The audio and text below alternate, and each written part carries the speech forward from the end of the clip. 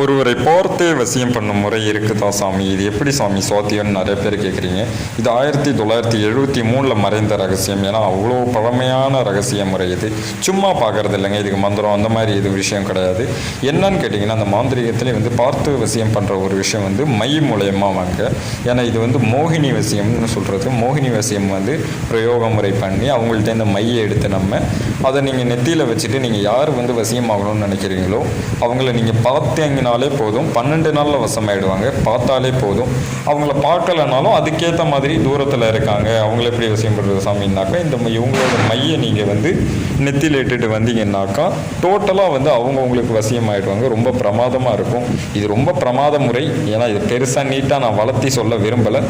யார் யாருக்கெல்லாம் வசியம் பண்ணணுமோ பிரிஞ்சிருக்கீங்களோ கால் பண்ணுங்கள். காம வசியமாக இருந்தாலும் பண்ணிடலாம். கொரியர் மூலயமா பண்ணிகிட்ருக்கோம். ஏன்னா எக்கச்சக்க பேர் கால் பண்ணுறீங்க.